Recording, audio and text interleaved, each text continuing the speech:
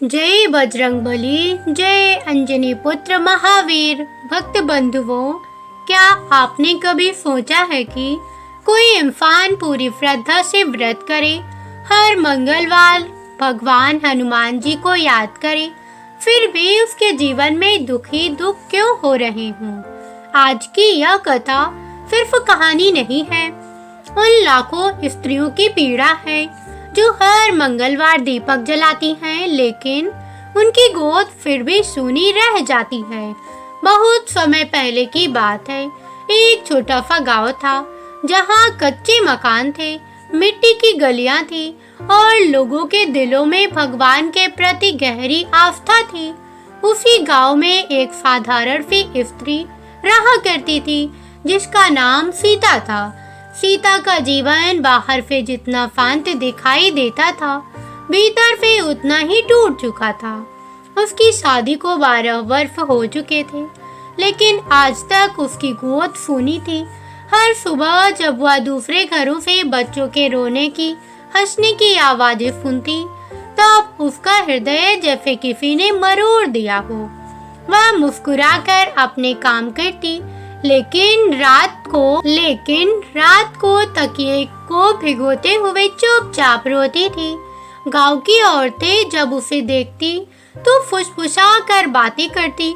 कोई कहता यह पिछले जन्म का पाप है, तब कोई कहता भगवान इससे रूठे हुए हैं।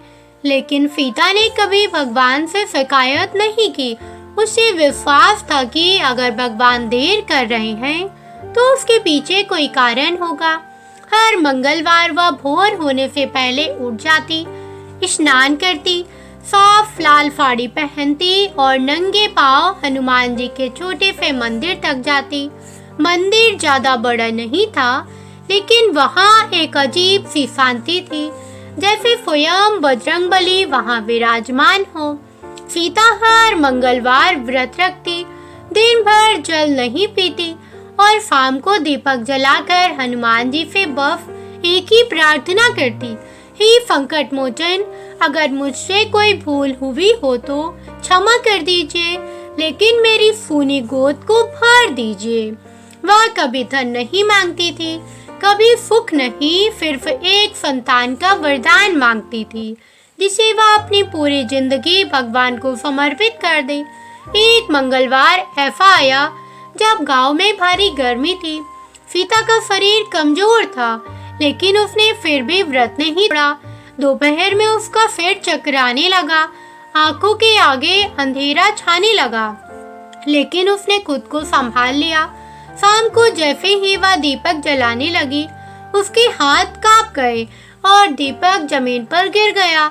दीपक बुझते ही अचानक तेज हवा चली, मंदिर की घंटी अपने आप बज उठी और सीता का दिल जोर जोर से धड़कने लगा। उसे ऐसा महसूस हुआ जैसे किसी ने उसकी परीक्षा ले ली हो। उस रात सीता को नींद नहीं आई। जब आंख लगी तब उसने एक भयानक सपना देखा। सपने में देखा कि हनुमान जी क्रोधित रूप में खड़े हैं, उनकी आंखें लाल हैं और वे भारी स्वर में कह रहे हैं कि व्रत सिर्फ रखने से नहीं, निभाने से फल देता है। सीता डर कर उठ बैठी, उसका पूरा शरीर पसीने से भीग चुका था। उसने तुरंत हाथ जोड़कर क्षमा मांगी और मन ही मन प्रण किया कि चाहे कुछ भी हो जाए, वह मंगलवार व्रत कभी नहीं छोड़ेगी। अगले मंगलवार से सीता की परीक्षा और कठिन होने लगी, यहाँ तक कि घर में अनाज की कमी होने लगी। कई बार ऐसा हुआ कि व्रत खोलने के लिए उसके पास फल तक नहीं था। उसके पति ने उसका उपहास उड़ाया, रिश्तेदारों ने ताने मारे, लेकिन फिर भी उसने कभी शिकायत नहीं की। हर मंगलवार वह पहले से ज्यादा श्रद्धा के साथ हनुमान जी का नाम लेने लगी। उसे नहीं पता था कि उसकी यह निष्ठा जल्द ही एक ऐसे चमत्कार का कारण बनने वाली है, जो न सिर्फ उसके जीवन को बदलेगा, बल्कि पूरे गांव की सोच को हिला देगा। मंगलवार व्रत करते करते कई महीने बीत गए, लेकिन सीता के जीवन में बाहर से देखने पर कोई बदलाव नहीं आया। वह गरीबी, वही ताने, वही खाली आंगन। फर्क सिर्फ इतना था कि अब उसका विश्वास और गहरा हो चुका था। वह मानने लगी थी कि भगवान हनुमान जी उसकी हर फांस देख रहे हैं, उसकी हर पीड़ा सुन रहे हैं, बस समय आने पर उत्तर देंगे। कई बार जब वह मंदिर जाती तब उसे लगता जैसे कोई अदृश्य शक्ति उसके साथ चल रही हो। घंटी बजाते समय उसके हाथ अपने आप कांप जाते और आंखों से आंसू बहने लगते, मानो उसका हृदय बिना बोले ही सब कुछ कह रहा हो।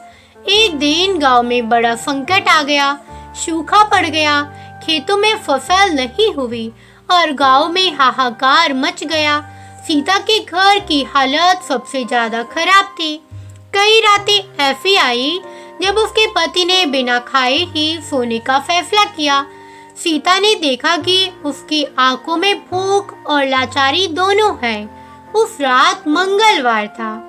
सीता के मन में पहली बार एक पल के लिए विचार आया कि क्या आज व्रत ना रखूं, लेकिन अगले ही क्षण उसे अपने सपने में दिखा हनुमान जी का वह क्रोधित चेहरा याद आ गया। उसने खुद से कहा कि अगर भूख में भगवान को छोड़ दिया तो फिर जीवन का सहारा ही क्या बचेगा। उस मंगलवार सीता ने कुछ भी नहीं खाया। शाम को जब वह मंदिर पहुंची तब उसके पैरों में ताकत नहीं थी। वह जमीन पर बैठ गई और हनुमान जी की मूर्ति को देखती रही। उसकी आंखों से आंसू गिरते रहे, लेकिन होठों पर कोई शिकायत नहीं थी। तभी मंगलवार के बाहर मंदिर के बाहर से एक साधारण वेश में एक बूढ़ा साधु आया। उसके चेहरे पर तेज था, आंखों में अजीब सी चमक थी।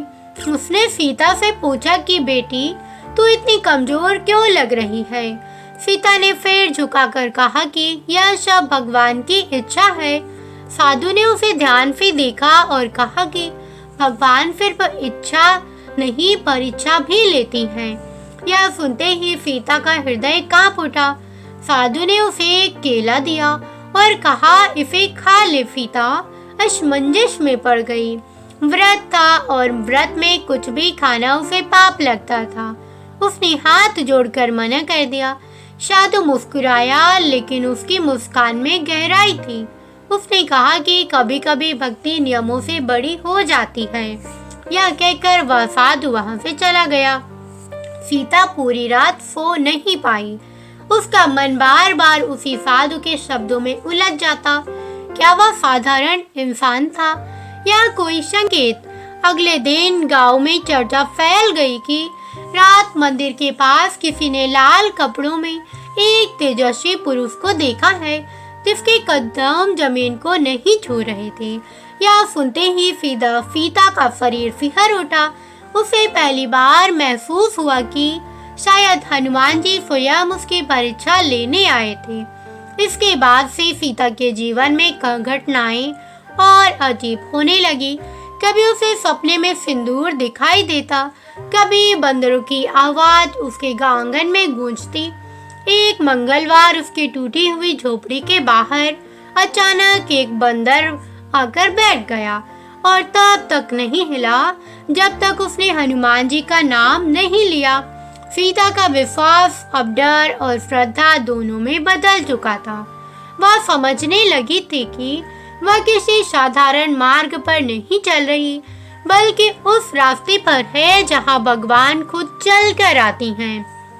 लेकिन हर चमत्कार से पहले एक बड़ी परीक्षा आती है।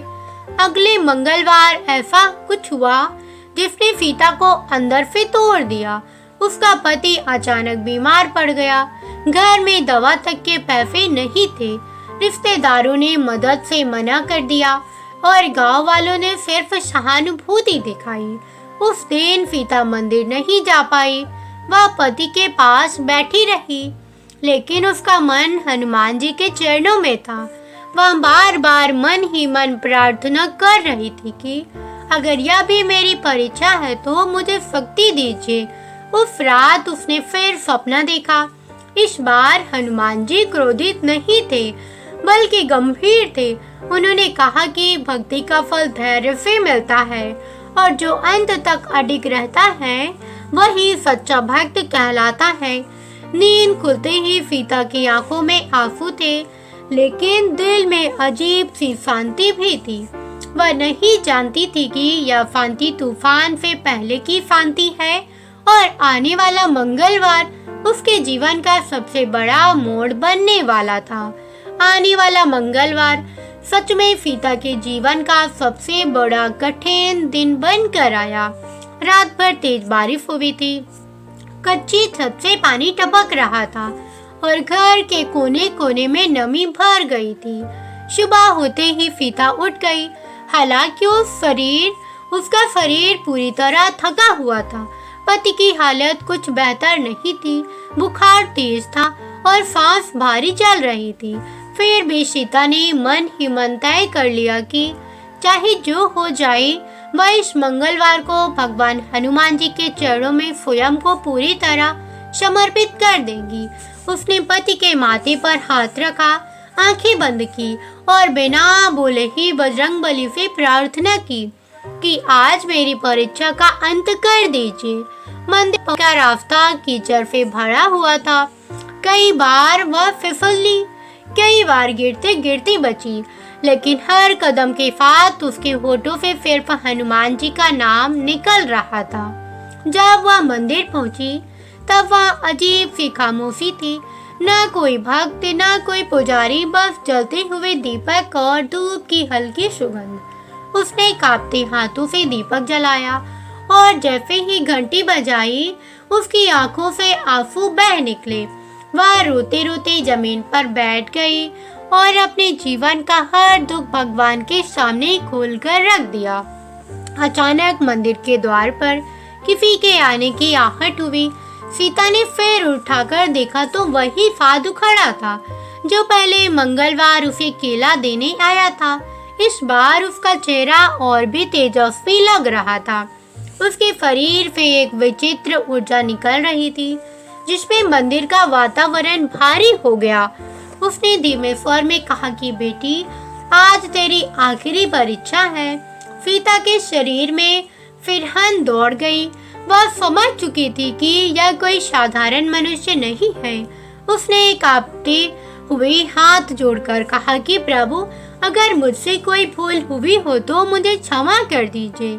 साधु ने कहा कि जब भक्त सच्चा होता है तो भगवान उसके धैर्य को आखिरी सीमा तक परखती हैं। यह कहकर उसने सीता से कहा कि वह आज व्रत तोड़ दे और घर लौट जाए।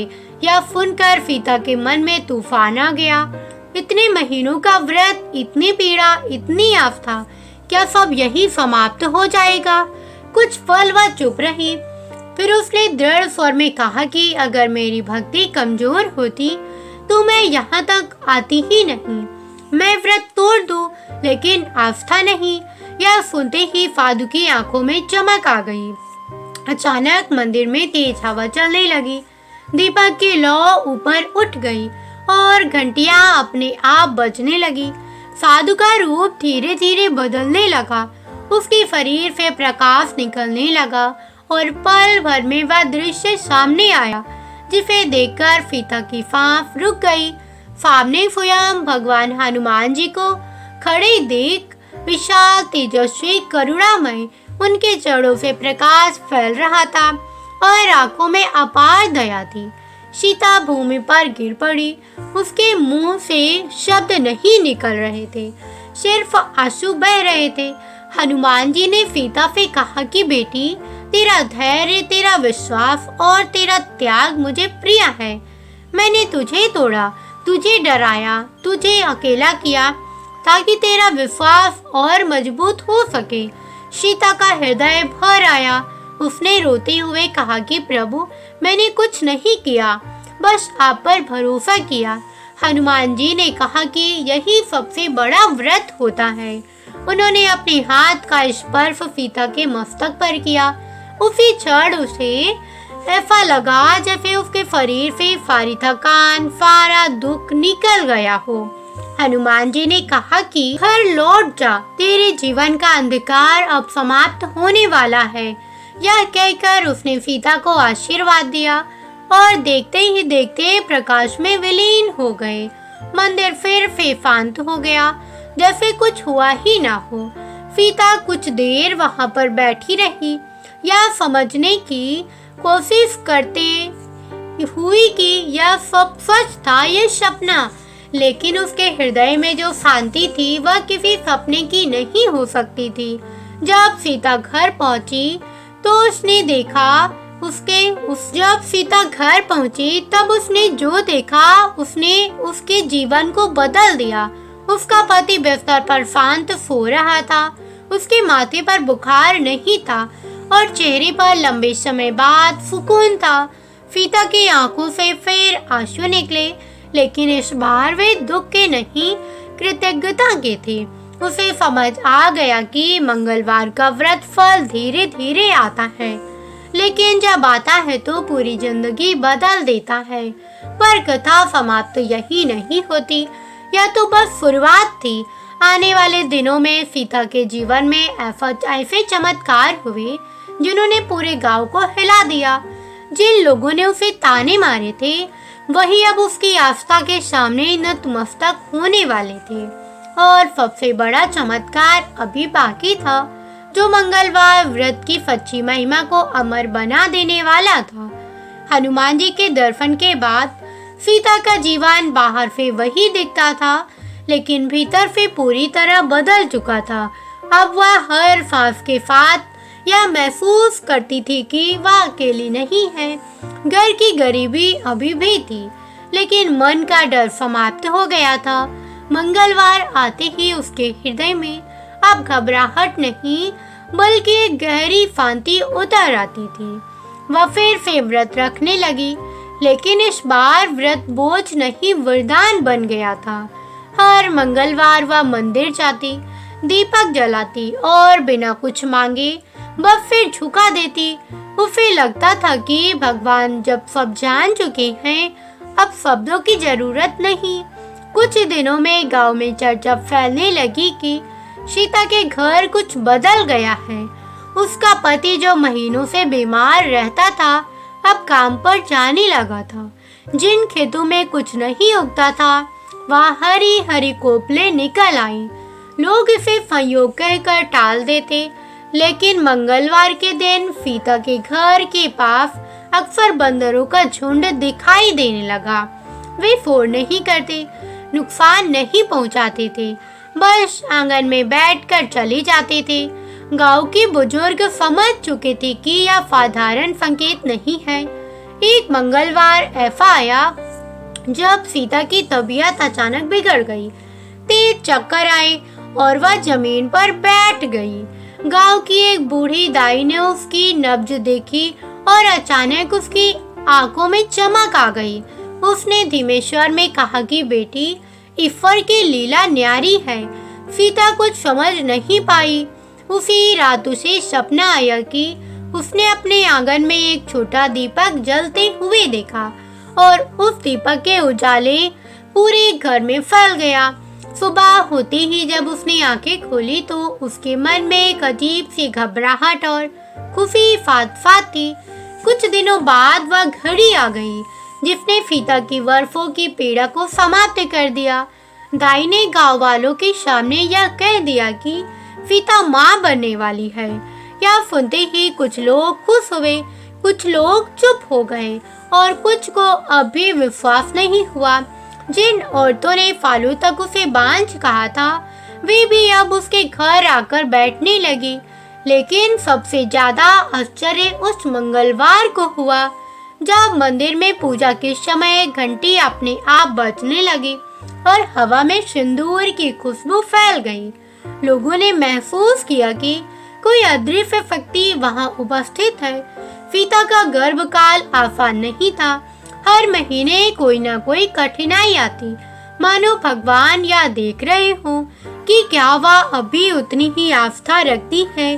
कई बार उसे दर्द होता, कई बार डर लगता कि कहीं सब कुछ छिन ना जाए, लेकिन हर बार मंगलवार को हनुमान जी का नाम लेते ही उसे भीतर से शक्ति मिल जाती। वह अपने गर्भ में पल रहे शिशु से भी कहती कि तू बजरंगबली का प्रसाद है। डरना मत या विश्वास ही उसकी सबसे दवा बन गई थी। समय पूरा होने पर एक मंगलवार की रात सीता ने पुत्र को जन्म दिया। उस रात आसमान में बादल थे, लेकिन गांव के ऊपर एक अजीब सा उजाला फैल गया था। बच्चे के जन्म लेते ही उसकी पहली आवाज रोने की नहीं, बल्कि गहरी सांस की थी, मानो वह इस दुनिया में डर नहीं, सांस लेकर आया हो। दाई ने कांपते हुए कहा कि ऐसा बालक उसने जीवन में नहीं देखा। सीता की आंखों से आंसू बहने लगे। उसने बच्चे को हृदय से लगाया और मन ही मन हनुमान जी को धन्यवाद दिया। गांव में यह बात जंगल की आग की तरह फैल गई कि यह बालक मंगलवार व्रत का फल है। लोग दूर दूर से आने लगे, मंदिर में भीड़ बढ़ने लगी और हर मंगलवार वहां दीपकों की संख्या बढ़ती चली गई। सीता कभी अपने चमत्कार का ढिंढोरा नहीं पीटती थी। वह बस इतना कहती थी कि भगवान देर करती हैं, लेकिन अन्याय नहीं। जिसने अंत तक धैर्य रखा उसके जीवन में उजाला जरूर आता है। वर्ष बीतते गए। सीता का पुत्र बड़ा होने लगा। उसमें बचपन से ही अजीब सी निर्भयता थी। वह बंदरों के बीच खेलता, मंदिर में घंटी बजाता और हनुमान जी की मूर्ति के सामने बैठकर देर तक देखता रहता। कई बार ऐसा लगता मानो वह किसी से बिना बोले बातें कर रहा हो। सीता यह सब देखती और मन ही मन समझ जाती कि मंगलवार व्रत का आशीर्वाद सिर्फ उसे नहीं, उसकी आने वाली पीढ़ी को भी मिल चुका है। इस कथा की चर्चा दूर दूर तक फैल गई। जो लोग कभी आस्था का मजाक उड़ाते थे, वही अब मंगलवार को व्रत रखने लगे। लेकिन सीता हमेशा सबको एक ही बात समझाती थी कि यह कथा चमत्कार की नहीं, धैर्य की है। अगर उसने पहले तानों से डर कर व्रत छोड़ दिया होता, अगर उसने भूख, बीमारी और अकेलापन में भगवान को दोष दिया होता, तो शायद यह दिन कभी नहीं आता। मंगलवार व्रत ने उसे सिर्फ संतान नहीं दी, उसे टूट कर भी विश्वास करना सिखा दिया। और यही है इस कथा की सबसे बड़ी सीख कि जब भक्त पूरी तरह झुक जाता है, तब भगवान स्वयं उसे संभाल लेते हैं। जो हर मंगलवार सच्चे मन से बजरंगबली को याद करता है, उसके जीवन में संकट आते जरूर हैं, लेकिन टिकते नहीं। यह कथा आज भी उसी गांव में मंगलवार की शाम को सुनाई जाती है, ताकि हर टूटे हुए मन को याद दिलाया जा सके कि हनुमान जी की आज भी जागती हैं, देखती हैं और यही समय पर चमत्कार करती हैं। समय के साथ सीता का घर केवल एक घर नहीं रहा, बल्कि आस्था के एक जीवित उदाहरण बन गया। लोग वहाँ सिर्फ बच्चे को देखने नहीं आते थे, वे अपने टूटे मन को लेकर आते थे। कोई कर्ज से परेशान था, कोई बीमारी से, तो कोई संतान के सुख से वंचित था। सीता हर किसी से एक ही बात कहती थी कि उसने कोई चमत्कार नहीं किया, उसने सिर्फ मंगलवार के दिन अपने मन को हनुमान जी के चरणों में रख दिया था। वह समझ चुके थे कि भगवान भक्त की सुनते नहीं, वे भक्त को गढ़ते भी हैं, और जब भक्त तैयार हो जाता है, तब वरदान अपने आप उसके जीवन में उतर आता है।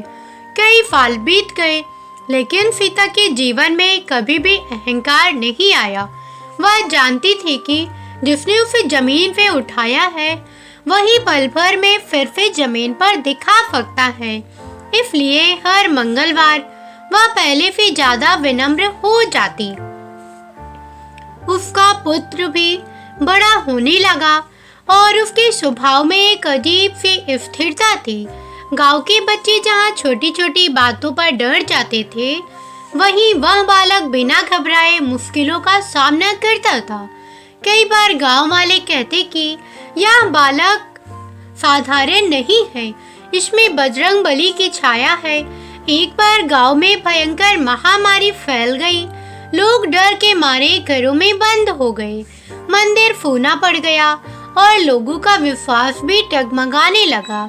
उसी समय सीता ने अपने बेटे का हाथ पकड़ा और मंगलवार के दिन मंदिर की ओर चल पड़ी।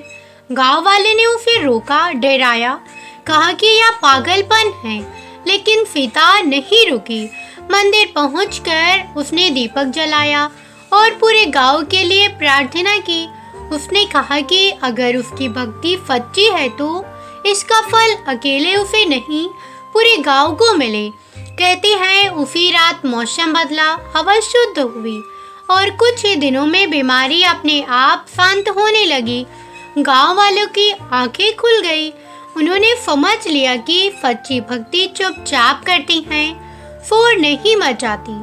उस दिन के बाद मंगलवार को मंदिर फिर से भरने लगा, लेकिन इस बार लोग मांगने नहीं, झुकने आने लगे। सीता वृद्ध हो गई, लेकिन उसका विश्वास कभी बूढ़ा नहीं हुआ। जब वह मंदिर जाती तब लोग रास्ता छोड़ देते, सम्मान से फिर झुका देते, लेकिन सीता को यह सब अच्छा नहीं लगता था।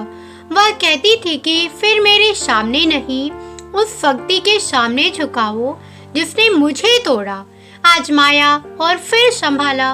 वह जानती थी कि अगर उसकी कथा लोगों में डर नहीं, धैर्य पैदा कर रही है, तो यही उसकी सबसे बड़ी पूंजा है। अपने जीवन के अंतिम दिनों में सीता अक्सर मंदिर में बैठकर घंटियों की आवाज सुनती रहती थी। उसे लगता था जैसे हर घंटे में उसका पूरा जीवन बज रहा हो। दुख, आंसू, भूख, अपमान, विश्वास और अंत में शांति। एक मंगलवार की शाम जब दीपक की लौ स्थिर थी और हवा बिल्कुल शांत, सीता ने आंखें बंद की और एक हल्की सी मुस्कान के साथ अंतिम सांस ली। गांव वालों ने कहा कि उस दिन मंदिर की घंटी अपने आप बजी थी, बिना किसी हाथ के। सीता चली गई, लेकिन उसकी कथा रह गई। आज भी उस गांव में मंगलवार की शाम यह कथा सुनाई जाती है, ताकि हर वह इंसान जो टूट चुका है यह समझ सके कि भगवान सबसे पहले उम्मीद छीनते नहीं, वे उसे मजबूत बनाते हैं। मंगलवार व्रत सिर्फ पेट से नहीं, मन से किया जाता है। जो व्यक्ति नियम से ज्यादा निष्ठा को पकड़ लेता है, उसके जीवन में हनुमान जी स्वयं मार्ग बन जाते हैं। और यहाँ इस मंगलवार व्रत कथा का सत्य है कि जब इंसान आखिरी सांस तक विश्वास रखता है, तब भगवान उसे खाली हाथ नहीं लौटाते। जो यह कथा श्रद्धा से सुनती हैं, जो मंगलवार के दिन अहंकार, क्रोध और निराशा का त्याग करता है, उसके जीवन में संकट आते जरूर हैं, लेकिन ठहरते नहीं।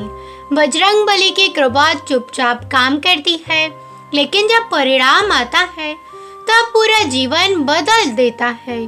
सीता की देह भले ही इस संसार से चली गई थी, लेकिन उसका विश्वास गांव की हवा में बस चुका था।